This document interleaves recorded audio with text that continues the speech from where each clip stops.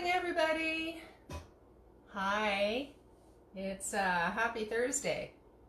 So, we see my glasses are like reflecting all the time, and I can't see with them and I can't see without them. So, anyways, okay. So today we are going to we're gonna make salsa. So yeah, so that'll be fun. And I have to say, this that we made yesterday, this wonderful, the wonderful cucumber, avocado, and lemon juice pudding, basically, that tastes like lemon meringue. Oh my gosh. And then we put coconut on top and a little bit of maple syrup. This stuff, good morning, Jane. Good morning. I was just saying, this avocado cucumber pudding that we made yesterday, basically pudding for lack of a better word, that tastes like lemon meringue. I had that. I did the big one. I had the the bigger dish, twice this size, and it lasted me all day. That's all I had all day, and I just went out in the garden till like 4 o'clock. I was just so full of energy with just simply the cucumber, avocado, and lemon with a little bit of maple syrup and coconut. So this thing was awesome for energy for the day. So we're going to do salsa, and I really like doing salsa in this because I find if I use any other machine, if you use a food processor or a blender, even like a different kind of processor, I've never found it to be the perfect consistency other than with one of these little handheld grinders. So we're going to start with the salsa, and we're going to start with the onion. We always seem to be starting with an onion every single day, almost, depending on what we're making. We start with an onion. So when I make my salsa, I use an ingredient that I find not too many people use in their salsa, and it just gives it a really nice zing. And what that secret ingredient is ginger. Not too many people put ginger in it, and you don't even really taste the ginger. It just adds a really incredible extra zing to the salsa. So everybody's like, oh my gosh, your salsa is so different, what is it? And it's really the ginger. So oh yeah, I'm so used to cutting it up like a crisscross for soups, but I don't have to do that because we're putting it in the food processor. Although I do want it a little bit, a little small, just so it's easier for the food processor to handle. So, and you know what? I'm not going to add a full onion on this because that's quite a bit for this little amount here. So I'm just going to go with half a medium onion. And just enough chopping to get it in here. And these things are ever so fun to run because they get stuck all the time. But it's really good for your arm exercises. It gives you the, keeps your arms toned. So tomatoes. I have a tomato here from last night. I washed it with the label on. Tomatoes, we were talking about last week about the benefits of the tomatoes and how good they are for weight loss, for blood pressure, especially good for the prostate and all the different benefits of tomatoes. But I was looking it up some more because I love to research all the time. And with the tomatoes, they're I'm going to just put that right in there. Whoops. I'm going to add another half just because this thing only holds so much, and when you overfill it, it makes it that much harder to run. So we'll go like this. And so the tomatoes, I'm going to have another look at the research. This is Dr. Greger's book, Dr. Michael Greger. And he does the nutritionfacts.org, and I love his research about that tomatoes are so anti-inflammatory that the extracts have been investigated as a potential replacement for aspirin as a blood thinner. So anti-inflammatory, helpful for circulation, and it has an improvement with eating a quarter cup of tomato. Well, I wouldn't do it every day, but it helps to maybe 3 times a week, helps with menopausal symptoms. So that was really interesting. And the other thing that I was researching was that the tomatoes have been long linked to magic, being part of the deadly nightshade family. And so so they used to associate it with witches, which I didn't know, but it sounds awesome to me. What they did was they used it for, well, at first they thought it was poisonous because they didn't know what it was. And apparently the original tomatoes were quite yellow. And so they called it the golden apple.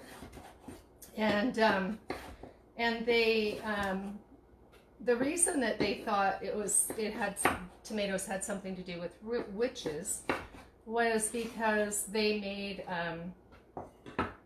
an ointment for the broomsticks. That's the folklore anyway.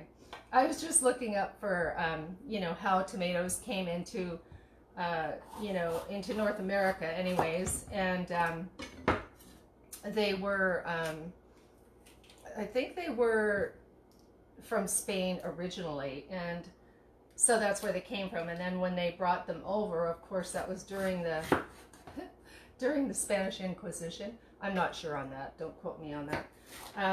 But anyway, that's how it got acquainted with these strange fruits. And then I don't know how they linked them to witchcraft or witches, but they did. So I have quite a bit of tomatoes in here.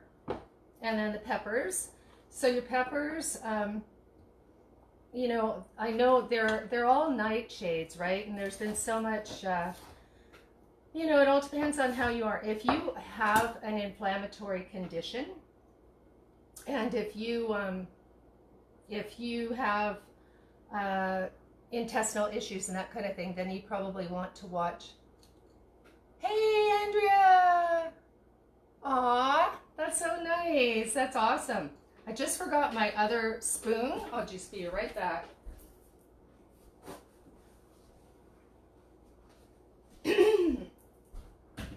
Yeah, oh, that's good. Nice to see you on here. So anyway, we're talking about the tomatoes and the history of tomatoes in regards to the Europeans or the Spanish bringing them over here and thinking that they were deadly. And so I don't know if that's how the whole nightshade thing became called that. Also that they thought, and maybe tomatoes were smaller back then, they thought that the tomatoes looked like belladonna, which is called deadly nightshade. And so I thought that was really interesting with the tomatoes. And then so I'm adding some peppers here, and I should cut them up smaller. I might not be able to grind all this. I might put half of it in here because we're getting up to the top, and these little machines are not they're not happy when you overfill them. So I'm just going to take a few out, and we're going to do 2 batches, just so you know. But I do find that this thing really, really works the best for grinding into the perfect salsa consistency. So we're going to add some orange peppers, and the peppers have vitamin A, vitamin C, even though if some people maybe have an issue with them intestinally, then you're sensitive already, right? So you wouldn't have an issue unless either genetically, which is very rare, or you've developed a digestive issue. So basically what you want to do is heal that part of the body, because if you're sensitive to peppers and nightshades and you're having inflammation problems, then you're having inflammation problems. It's not really because you're allergic to the peppers. It's more like you're sensitive to the peppers because you have an inflammation issue, if you know what I mean. So, so the point I'm getting at is that a lot of people will be like, oh, well, I can't eat peppers and I can't have nightshades and everything. not having these things are not going to fix your digestion. It's avoiding the problem, which is awesome and, you know, probably a good idea. But it's just your body's telling you and signaling to you that that you still need to eat, or you still need to fix the problem. You can't just avoid eating things. I mean, you can, but it's your body's signal for finding out how to heal the intestinal system and the digestive system, and finding out about things. Which reminds me, this was the other thing I wanted to show you guys. So important about probiotics, and that's the biggest thing. Like the probiotics and the colon are the biggest, most important thing. Hi, Julia. Hi. So, so I have another product here called Wild Brine, and this is the kimchi, and it is it's raw, fermented, it's like a raw sauerkraut, and so this particular one is there's a Japanese and Korean, so I'm reading it. This is the Korean, so it's quite spicy. But things like this will help to restore the balance of your, you know, your flora, the bacteria in your colon and your stomach. And so important when you do have an allergy or something you're sensitive to find out why and to try and heal that. So yeah, so I think that is really the you know, the thing behind food allergies anyway, is the condition that started it in the first place, right? Not too often are we just born with a sensitivity, a food sensitivity. Sometimes, yeah, for sure, like peanut allergies and stuff like that, because of the certain things that are in the different foods. Like peanuts in particular are a you know, they're not a nut. They tend to have a lot of fungus in them, just because of how they're grown, and they also concentrate pesticides and chemicals. So, oh, I don't have to cut this up so small. I'm so used to cutting up tiny, and I don't have to, because this handy dandy machine's going to do it for me. So the I forgot what I was saying. Oh, hi Jane. Nice. Probiotic. Yes, probiotic kimchi. If you don't make it yourself, this is so handy. You can get these, I want to show the picture, at the health food store, or a lot of grocery stores too. And it's kept in the refrigerator section, and it's so important to have the probiotics. So you really want to work with digestion if you're having any kind of, well, anything. Like, you just need to work with digestion, especially as we get older. It's so important. That garlic has a little blemish on it. So we have here the onions, tomatoes, red, yellow, and orange peppers. I'm not a fan of the green peppers. I was going to talk about that earlier too. And I'm not an expert on this, but I'm pretty sure that the green peppers are unripe ones, and then the yellow and the orange, and then there's hybrids and all that kind of stuff. But yeah, I'm not a fan of the green peppers at all, and I think it's because they aren't. I heard they aren't ripe. Jane can fix that for me. Have I found Vita Biosa yet? I can't quite read that with my crazy eyeballs. No, I haven't, but please explain. I'll try and read it from here. It's like, can I see you? I have to look at this and that, and that's that's a challenge at my age. Anyway, okay, so back to the last ingredient. This is a good sized chunk of ginger for this many tomatoes. And again, I may have overdone this a bit, because these little machines don't like to be overwhelmed. But they work so good, so I'm just going to pull some of these out till we get it going. Okay, so I'm going to put that there, and I'm going to cut this ginger in half so that it doesn't overwhelm the little machine. Put the other half in over here. Okay, so these things work great. The best thing I have ever seen to make salsa. And yeah, see, that was the perfect amount, because usually I'm really struggling with this and have to stand up and put all my weight into it. My camera keeps falling down, cutting off my head. That's okay. You don't need to see me, you need to see the food. Okay, so a little bit more. The other thing I wish I had remembered, I have to crouch down more. The other thing I wish I had remembered was cilantro. I don't have any, but I would definitely add it to this. Oh, that's the other ingredient. You can, I'm gonna do this a little faster, just for a second, and then I'll add the other ingredient. I'm gonna set it down here. I'm shaking the camera, and it's getting lower and lower. Oh my gosh, okay, here we go. Now I've got some weight.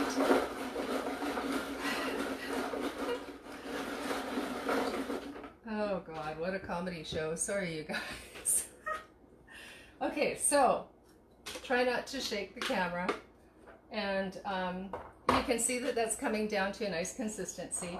The other thing we're going to, I can add a few of the yellow peppers now, was the sweetener. So what I have used in the past, you can either use honey, which gives it a lovely flavor, or maple syrup, one or the other.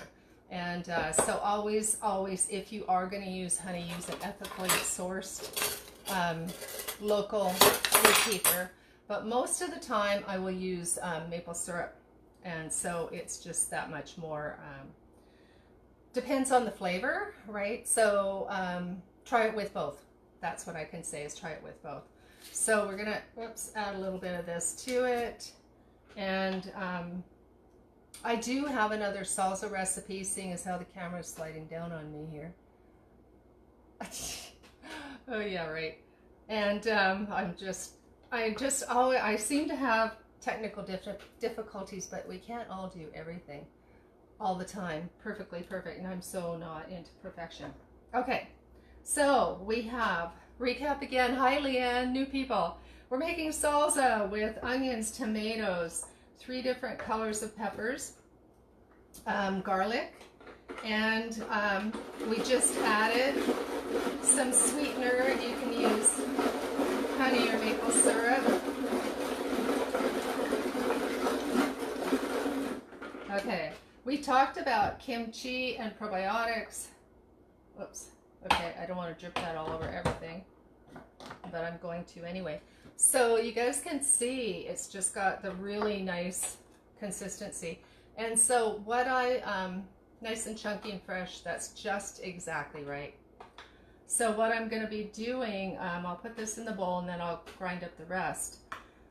So yeah, so these things are always a little interesting to work with. But like I say, way better than any other machine that I've used for salsa consistency. Okay, so we're going to put this back in here. We're going to put the other ginger in. Oh, ginger. Did I say ginger in that last recap? Ginger, peppers. So, yeah, so we talked about all of the things with tomatoes and how they were used to oil witches' brooms. I don't know where that came from. That was the old days. Oh, I do remember. You can't see me. Okay, hang on a second. I remember why they were called witches or evil. Tomatoes were called evil. The reason, well, I don't know if it's really the reason, because this is hearsay and folklore, so it could maybe not be true. But that they were serving when they brought the tomatoes over from Spain, I think it was Spain, and they didn't know really what they were for. And of course, you guys know that the leaves and the stems and leaves are toxic, right? So we're not allowed to eat those. They're poisonous. So they were worried that that the whoever brought them over, the Spanish or whoever brought them over, were trying to poison them. And then it like almost became true, because they were serving the tomatoes on pewter plates. And so the acid in the tomatoes was pulling off, what's pewter made out of? Lead? I think so.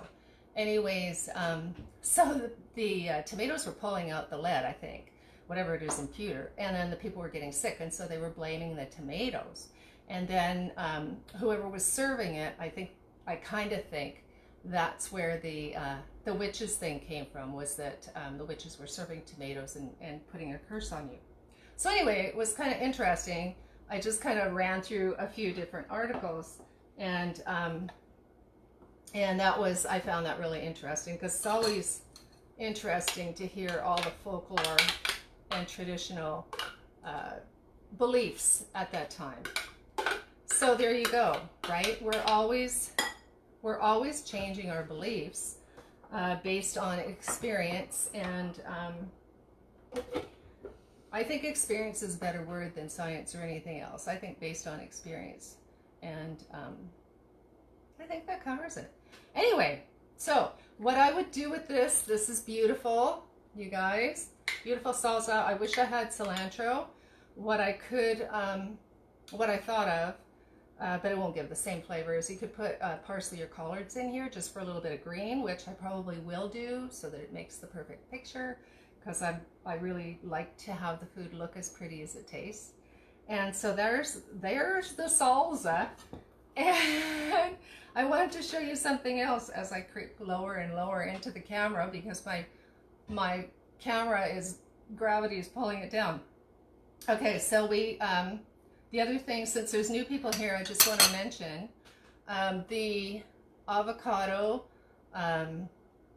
cucumber pudding that we made yesterday with the coconut and the maple syrup turned out awesome. It tastes just like lemon meringue pie, and it is super healthy for you. And honestly, I had a big dish of this yesterday, and right after, like at 11:30, and I had energy right through to 4 o'clock, like just was out in the garden all day. So it was simply half a cucumber, 1 avocado, squeeze some lemon juice in it, and then we added a little bit of maple syrup and some coconut on top. Super powerful, easy energy for the day. The other person that has amazing recipes like that is Liz Forrest. And I think her Instagram is called Raw Juicy Living. She has amazing recipes, all raw like that. That's just super awesome and healthy. And I want to mention to you too. We talked about this as I creep down into the camera. I'll be on my knees in a minute. What we talked about last week was wall lettuce. And it's a little wilty, you know, but it's wall lettuce. Oh, the Latin name escapes me right now. But anyway, pretty easy to identify. It has a long stem, and it has what looks like dandelion leaves, but they're very deep cut right to the stem. And so, anyway, you'll have to look at my website to get the Latin name, because it's fallen out of my head right now. And so what we're doing with this is we are going to simmer it down. And they used to use this for a painkiller, like instead of aspirins or Tylenol or whatever. What you do is you gather the wall lettuce, and then you put enough water to cover it in a pot, and then you just simmer it down into liquid until it gets really dark green, and then you take the wall lettuce out, and then you simmer it down some more. And in the old days, there's an old recipe I ran across that they would make it down into consistency of like almost tarry, and have just a little bit of that on the end of a teaspoon for a painkiller.